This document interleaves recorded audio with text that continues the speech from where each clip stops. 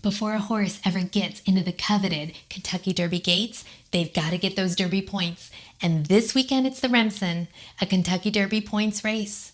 Also tends to produce quality graded stakes winners. 1.125 on the dirt at Aqueduct. 1.125, yes, a true test of stamina. The longest race so far on the road to the Kentucky Derby.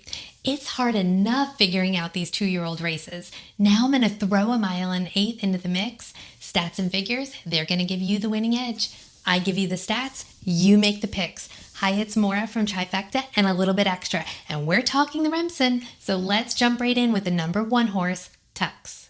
The number 1 horse is Tux. He's trained by Bill Mott and will be ridden by Junior Alvarado. He's by Tappet. He's only had one race. 6.5 furlong race here at Aqueduct in November. He stopped the pace, and when he came around the turn, he found another gear, strided out, and won by 3.5 lengths.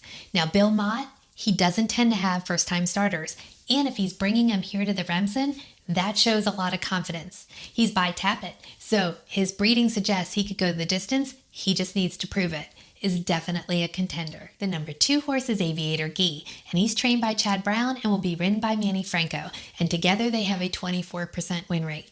Now, Aviator Gui is by Uncle Mo, and in all 3 of his starts, he's been a closer.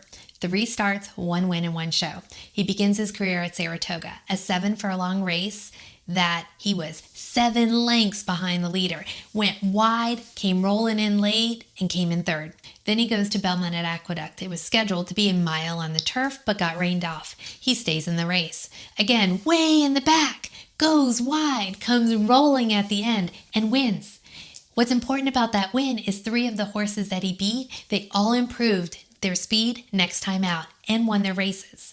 Now he goes into 1.16 turf race at Belmont at Aqueduct. This is important. He's one of only 2 horses in this race to have gone 1.16. Chad Brown said he tries him on the turf because he wants to see what direction he goes in. Unfortunately, the horse finished 4th. Maybe the switch back to dirt is going to do him good.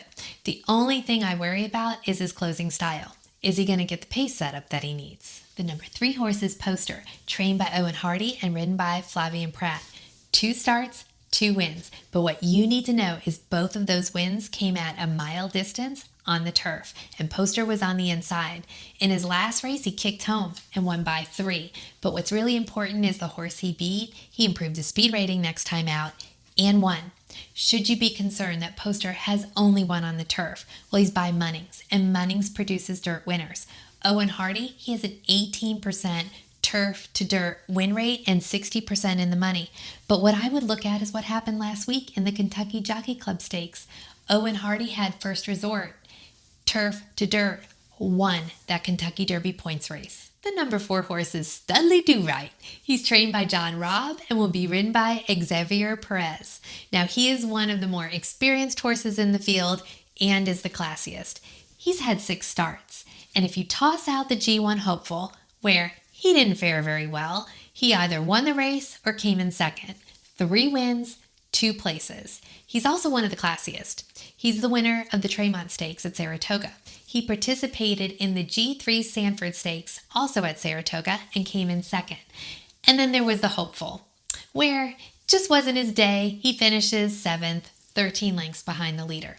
Now, 2 back, he went to Laurel for the Laurel Futurity, a mile distance. He was 2nd to last in that race and went out really wide, but came in rolling at the end and finished 2nd. The last time we saw him was a mile here, Belmont at Aqueduct, where he participated in the Nashua Stakes. That was a very fast-paced race. He was up in a field of 5. He dug in and he won by 1/2 length. Now, he's got the speed, he's got the class, he's got the breeding, he's by Nyquist, so he should be able to go the distance. He just needs to keep putting it all together, and he'll be a contender here. The number 5 horse is Keewaydin, one of 2 runners for Chad Brown. He'll be ridden by Dylan Davis, and together they have a 29% win rate. Now, Keewaydin has only had 2 starts, 1 win and 1 show. He began his career at Saratoga in a 6 furlong race. It was a 3-way photo for the win, and unfortunately, Keewaydin came in 3rd. But the winner of that race went on to win the G1 Champagne, and the horse that came in 4th won the G3 Street Sense. That shows how formful that race was. Keewaydin then goes to a 7-furlong race at Aqueduct and was the 1-5 favorite. Showed why he was the 1-5 favorite, won easily. Now, Keewaydin has one of the best speeds, but we have to find out, can he go the distance? He's by Instagram, and Instagram could never win at 1 1/8 miles. That's something Keewaydin is going to have to prove to us on Saturday. The number 6 horse is Surfside Moon, trained by James Lawrence and will be ridden by Kenny Carmouche. 5 starts, 1 win, and 1 show. It took him 3 tries to break his maiden, and when he did, it was a mile turf race. He then goes to the Laurel Futurity, where he competes against the number 4 horse in this race, Studlydoright. Unfortunately, he comes in 5th. Then he goes into a 1.16 miles turf race. This means he's one of 2 that has competed at the 1.16 miles distance. However, it was the same race Aviator Gui was in, and Surfside Moon came in 6th.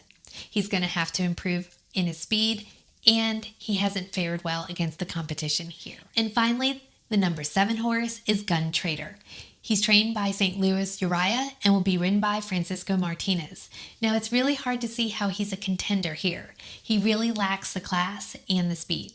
It's taken him 6 tries to break his maiden. The last 2 times out has been at 1 mile and 70 yards at Parks. Second to last time out, he finished 7th, 18 lengths behind the leader.